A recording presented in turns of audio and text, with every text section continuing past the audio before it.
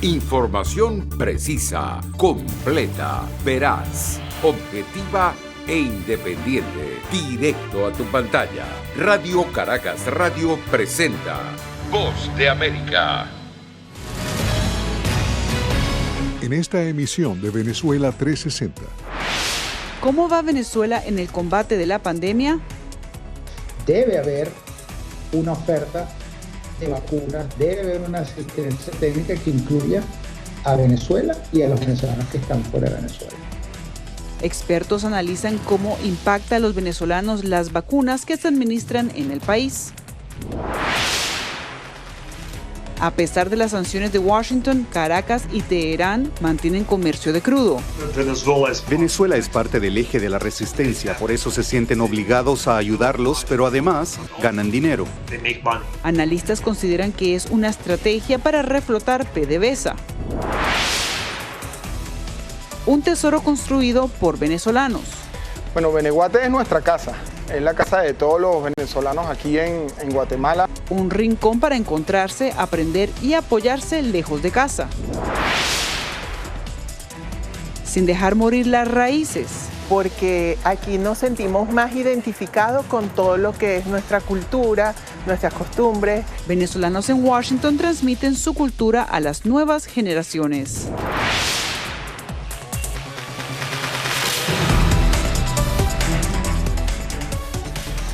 Hola, ¿cómo están? Soy Cristina Caicedo Smith y les doy la bienvenida a una nueva emisión de Venezuela 360 desde los estudios de La Voz de América en Washington. Tras la reciente aprobación de una prohibición de entrada a Estados Unidos a viajeros vacunados con fármacos no aprobados por la Organización Mundial de la Salud, Venezuela vuelve a estar en la mira, pues la mayoría de sus ciudadanos han sido inoculados con vacunas rusas, chinas o cubanas que carecen del visto bueno del organismo. Natalie Salas Goitero está en vivo con nosotros. Natalie, ¿cuál es el impacto de esta decisión?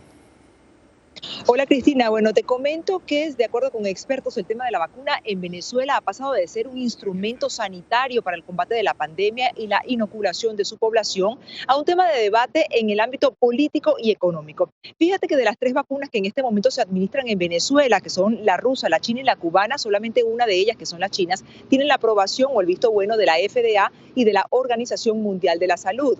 Por otro lado, también dicen los expertos que por cada dólar invertido en la compra de una vacuna, también son 5 o 6 dólares de retorno a la economía. Veamos el siguiente informe. Con más de 373.000 casos y un número de fallecidos que supera los 4.500, según la Universidad Johns Hopkins, Venezuela pareciera estar lejos de erradicar el coronavirus. Salir de esto tiene un alto retorno económico y debemos hacerlo lo antes posible. Y no solo por lo que pueda representar en cifras de macroeconomía, sino en los riesgos que refleja en sus vecinos. El país causa efectos negativos a otros países por el movimiento migratorio y por la población venezolana, por supuesto, que quiere maximizar su salud. De acuerdo con el presidente venezolano Nicolás Maduro, la cifra de ciudadanos ya vacunados ronda el 50%. Los fármacos administrados, la polémica Sputnik 5 de Rusia, Sinovac y Sinopharm de China y las soberanas y Abdala de Cuba. De estas 3, solo las asiáticas cuentan con el aval de la Organización Mundial de la Salud. Detalle que no parece importarle al gobierno venezolano, pero que sí llama la atención de Washington, pues a partir de noviembre los vacunados con fármacos no aprobados por la OMS no podrán entrar a Estados Unidos. Básicamente el anuncio lo que está buscando es abrir las puertas a aquellos que tienen restricciones. Los ciudadanos venezolanos no tienen restricciones, o sea, Venezuela no tiene restricciones, salvo que la persona sea un venezolano que ha estado viviendo en uno de estos países que están prohibidos la entrada hacia los Estados Unidos. En junio de este año, el presidente Joe Biden anunció la donación de 1.000 millones de dosis de vacunas a los países más necesitados para ayudarlos a combatir la pandemia. Estados Unidos comprará 500 millones de dosis de la vacuna contra el COVID-19 de Pfizer para donar a casi 100 países que tienen una gran necesidad en la lucha contra esta pandemia. Pero Venezuela no está incluida en la lista de receptores. Miserable, chico. Miserable.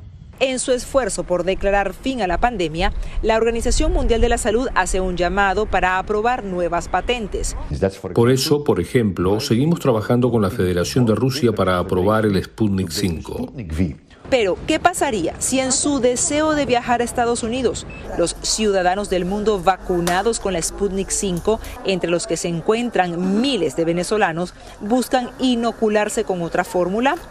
No está científicamente demostrado, pero se presume que es también suficiente. Expertos de la Universidad Johns Hopkins creen que la decisión de cada país sobre cuál vacuna administrar es soberana, pero, y dejando a un lado el tema político, recomiendan la aplicación de uno de los inóculos aprobados por la Organización Mundial de la Salud, cuya efectividad y seguridad ya han sido más que estudiados. Fíjate, Cristina, que en este momento también los funcionarios de salud aquí en Estados Unidos recomiendan la mayor distribución y más rápida de las vacunas ya existentes a los países que más la necesitan, sobre todo para poder evitar la mutación del virus. Cristina. Muchas gracias, Natalie. Y bueno, cuando se cumplen 2 meses del ascenso del poder del nuevo presidente de Irán, la administración Biden hace frente a un nuevo desafío, el acuerdo entre Teherán y Caracas para intercambiar crudo pesado de PDVSA por condensado, que es un tipo de petróleo extremadamente ligero de origen persa. Según expertos, la llegada de este producto no solo mejoraría la calidad del crudo venezolano, sino que supondría una piedra menos en el camino en los planes de Miraflores de aumentar la producción y exportación de petróleo. Carolina Valladares tiene los detalles. Sin tiempo que perder, el recién estrenado gobierno ultraconservador de la República Islámica de Irán muestra sus cartas a la administración Biden, reforzando lazos con Nicolás Maduro. Venezuela es parte del eje de la resistencia, por eso se sienten obligados a ayudarlos, pero además ganan dinero.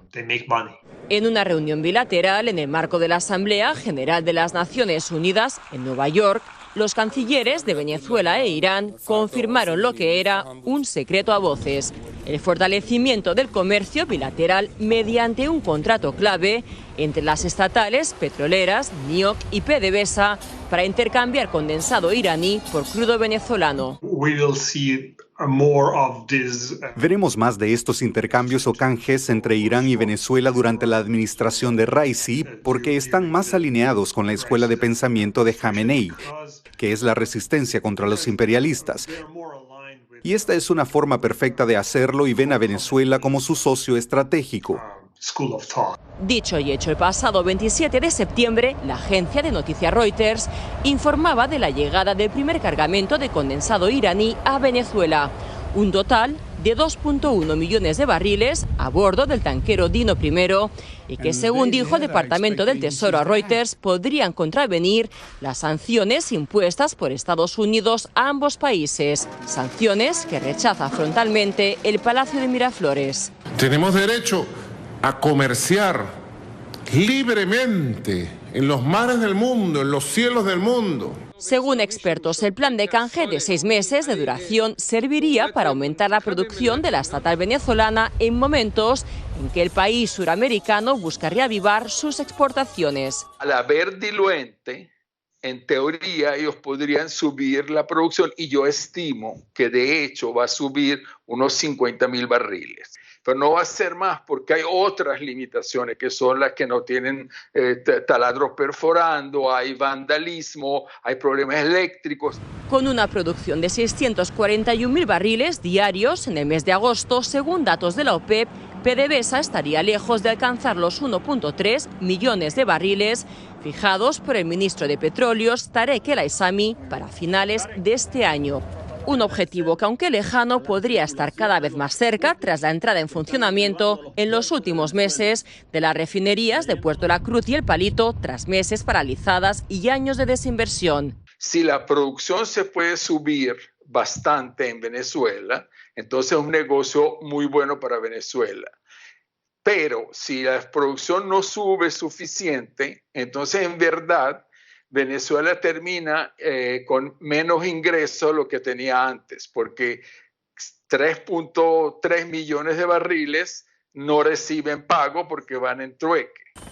Y es que según el contrato de NIOC y PDVSA, la estatal venezolana se habría comprometido al envío de 3.3 millones de barriles mensuales por cada cargamento de 2 millones de condensado persa.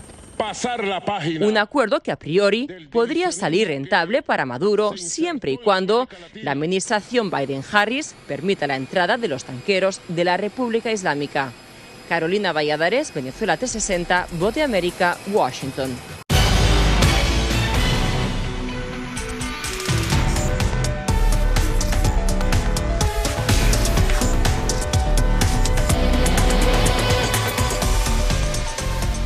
Seguimos en Venezuela 360. La crisis de refugiados inmigrantes venezolanos en la frontera colombo-venezolana ha sido por los pasados 3 años el motor de una gestión humanitaria que desde Houston, Texas, se ha convertido en símbolo de esperanza para miles de caminantes venezolanos.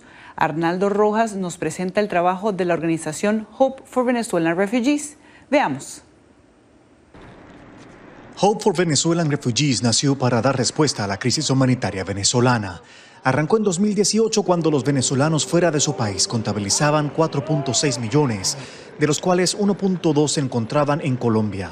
Una de sus principales líderes es la venezolana Cristal Montañez. Viene caminando de sus estados desnutrido, con hambre, sin dinero.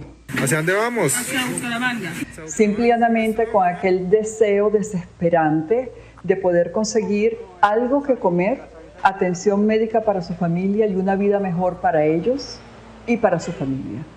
De ahí que comenzaron a trabajar en el proyecto en Colombia para responder a la inseguridad alimentaria que muchos de los recién llegados traían consigo antes de cruzar la frontera colombo-venezolana. En Colombia trabajamos mucho con diferentes centros de distribución de alimentos, personas sumamente humildes que decidieron enrollarse las mangas y decir, nosotros no podemos ver a nuestros hermanos venezolanos sufriendo de esta manera. Y comenzaron ellos a atender a esta población migratoria, abriendo sus propias casas, sus propios hogares, invitando a mujeres y niños que se quedaran en sus hogares, cocinando para cientos de personas. Hacer esta labor cada día nos enamora, pero de seguro no lo podríamos hacer solo. Necesitamos de personas de buen corazón como ustedes, que son quienes nos apoyan, que nos distribuyen estos alimentos. En los casi 3 años, desde el inicio de Hope for Venezuelan Refugees, el proyecto ha viabilizado la entrega de casi 1 millón de raciones de alimento en 8 puntos importantes de la ruta del caminante venezolano que desemboca en Colombia. Una gesta lograda gracias a donantes como Rise Against Hunger, que apuesta a la solidaridad como antídoto contra la miseria. Ya entiendo por qué Dios me puso en Pakistán a trabajar 12 años de mi vida. Cristal Montañez, Miss Venezuela 1977, pasó más de una década en misión humanitaria en Pakistán sin saber en ese entonces que se estaría preparando para levantar un proyecto propio que toca directamente la fibra de su corazón. Arnaldo Rojas, Venezuela 360, Voz de América, Houston, Texas. Una de las características de la diáspora venezolana es que trata de encontrarse para no perder las raíces y lograr el apoyo que buscan cuando fuera de casa deben enfrentar el día a día en un país nuevo. En Guatemala, parte de la comunidad venezolana creó la casa Bene Guate, un lugar donde las tradiciones, la música y la gastronomía tienen cita eterna. Eugenia Sagastume nos cuenta. Como un pedacito de Venezuela en Guatemala. Así definen los venezolanos la Casa Club Bene Guate, una iniciativa que nació en medio de la pandemia con la intención de compartir las tradiciones, la gastronomía y la cultura lejos de su país, además de ayudarse unos a otros. Para nosotros es un pedacito de nuestra tierra aquí en Guatemala que también nos ha recibido con mucha alegría y es una bendición poder estar acá. Y la idea de todo esto es ayudar a la comunidad. De hecho, nosotros tenemos aquí ventas de diferentes productos de varios venezolanos y el venezolano que quiera venir a hacer su emprendimiento aquí, pues bienvenido sea. Los venezolanos aquí reunidos sienten que han formado un hogar desde los recuerdos que cada uno tiene de su vida en Venezuela. Algunos cuentan que salieron en busca de mejoras laborales, otros por motivos de expansión de su negocio o razones de seguridad, pero todos coinciden en que han encontrado un bastión en sus nuevos amigos y conocidos. Más que una oportunidad, es una grandeza, como una magia o es algo que uno lo pidió, que lo deseé. Y cuando me dijeron que iban a hacer esta casa club aquí en Guatemala, yo dije, eso es lo que esperaba. Platillos típicos venezolanos, bailes y mucha música tienen un espacio en este lugar, como el grupo musical Araguaney, que pone a bailar a cualquiera al ritmo de la gaita. Eso somos nosotros, Araguaney, trayendo la gaita aquí a Guatemala. Y ya que se acercan las fiestas, esta agrupación ensaya los ritmos que desea compartir con sus nuevos amigos para que conozcan un poco de la cultura venezolana a través de la música y la alegría que contagia. Nuestra idea con esto no es solamente hacer música, sino trasladar a la gente a un momento, a un lugar, a una experiencia que ahora en Guatemala nos podemos volver a encontrar y tenemos la oportunidad de seguir haciendo música y de reencontrarnos con nuestras raíces y nuestro calor humano que nunca perdemos. Pero más allá de las fiestas y la algarabía, en Beneguate la comunidad venezolana ofrece charlas informativas y de asesoría, sobre todo en temas de inmigración. Hace 2 semanas tuvimos un live con otra venezolana que vive en Costa Rica para hablar sobre la parte de la economía, justamente cuando emigramos, pues cuál es la mejor manera de mantener nuestra economía al día. Y así, entre reuniones, eventos y charlas de superación, los venezolanos en Guatemala intentan llenar poco a poco su espacio y aprender a vivir con un lindo recuerdo a pesar de la distancia. Decenas de venezolanos se reúnen acá en Casa Club Beneguate para convivir con sus compatriotas, pero también para dar una mano a quienes están emprendiendo una vida en Guatemala. Para Venezuela 360, Eugenia Sagastume, Voz de América.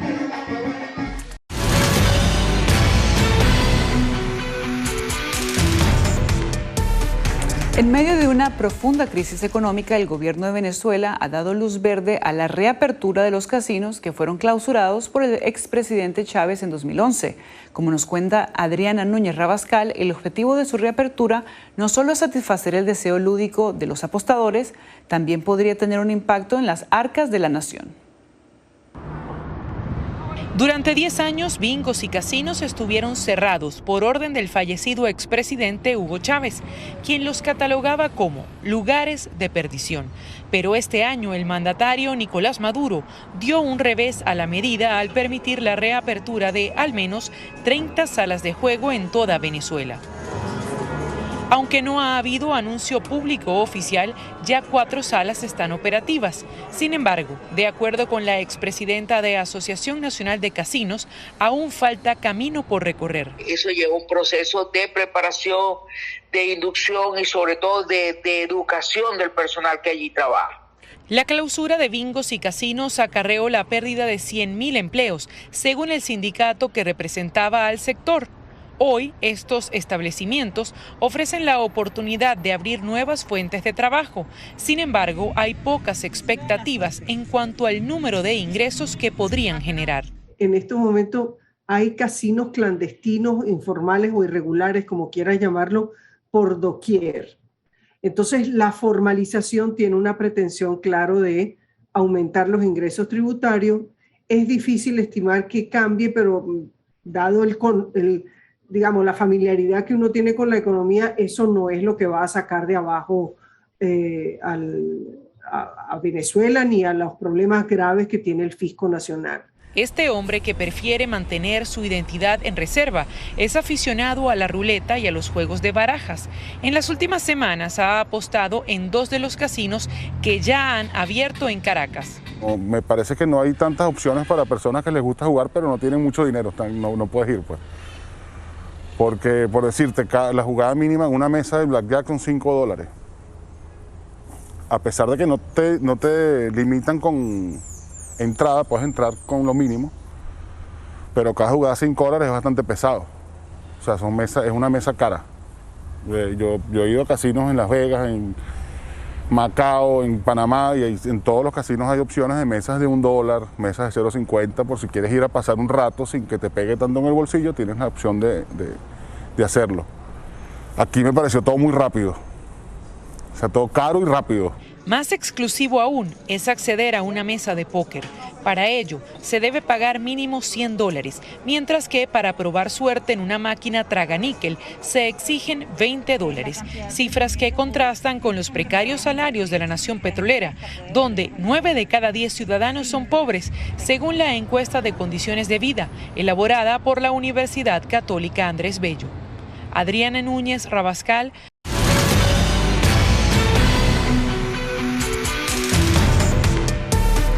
En la antesala de un evento cultural, un grupo de venezolanos se reúne para organizar los últimos detalles, desde arreglar trajes, practicar la música y organizar las comparsas. En el marco de estos preparativos, padres y abuelos buscan enseñarle a las nuevas generaciones sobre Venezuela. Veamos. Con una flor blanca, su cabello bien recogido y mostrando su traje típico venezolano, la pequeña Diana practica parte de un baile que hasta ahora comienza a aprender. Con los niños es divino verlos como empiezan a decir el leo, leo, le, leo, leo, la. Cuando empieza con los joropos, sí, se pone un poquito difícil, pero a la final terminan ellos haciendo los pasos y cuando tú los ves en verdad haciendo su joropo, el 1, 2, 3, 1, 2, 3 y moviéndose, eso el corazón a uno se le pone chiquitico. Silvia Perdomo es instructora de baile. Pacientemente enseña los pasos de una coreografía que ella conoce muy bien, pero que hasta ahora Diana aprende. De fondo, acompañando la práctica, Jonathan Acosta toca el 4 y armoniza la danza. La música venezolana es una música muy alegre, pero además tiene unos ritmos poco comunes. Por ejemplo, el merengue, se conoce el merengue, el que se baila ripiado para allá y para acá, pero también hay un merengue venezolano que es una cosa como atravesada, porque es un 5, en términos musicales es un 5/8. Entonces es una cosa como que 1, 2, 3, 4, 6, 1, 2, 3, 4, 1, 2, 3, 4, 1, 2, 3, 4. Mayra Subulbarán, junto con otros amigos y conocidos venezolanos, creó la organización Casa DC Venezuela, la cual este año se encargó de organizar la representación venezolana en el desfile de las Naciones en Washington. Tener una carga tan grande como decir en una sola palabra Venezuela con tantas contradicciones internas es difícil. Pero cuando llego a la casa y veo los ojos de mi hija y ella dice que quiere irse en un avión para Venezuela, o veo a mi suegra viendo todavía las televisoras regionales, o a mi esposo componiendo una canción para Venezuela, se me pasa. Y es que, aunque el día a día abrume un poco, las mujeres aquí reunidas destacan su entusiasmo por dejar en alto el sello venezolano. A la mujer venezolana pienso que nos identifica la alegría, la emoción, lo emprendedora que somos. Sentimientos que, para Carolina Benítez, una ex reina de belleza, fueron el motor para crear su propio instituto de modelaje. Dice que su prioridad es enseñarles a sus aprendices las cualidades de una reina de belleza, pero sobre todo de ser mujer venezolana. Para Coralí Rodríguez, miembro activo de Casa DC Venezuela, celebrar a Venezuela es una de las actividades que más disfruta. El proceso ha sido hermosísimo, porque aquí nos sentimos más identificados con todo lo que es nuestra cultura, nuestras costumbres. Le transmitimos a nuestros hijos, le reforzamos todo lo que son nuestras raíces, de donde venimos. Estamos rescatando eso que es nuestro para seguirnos sintiendo venezolanos. Y eso nos conecta con tradición. Y así, poco a poco, entre reuniones, proyectos y mucha música, los miembros de Casa DC Venezuela buscan instruir a las nuevas generaciones sobre sus raíces, sus tradiciones y alegría de una diáspora que vive fuera, pero que añora poder regresar algún día.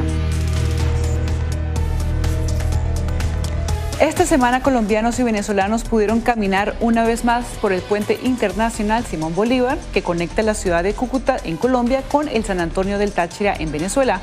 Muchos de los residentes de las ciudades fronterizas manifiestan satisfacción por la reapertura. Les saludó Cristina Caicedo Smith desde La Voz de América en Washington.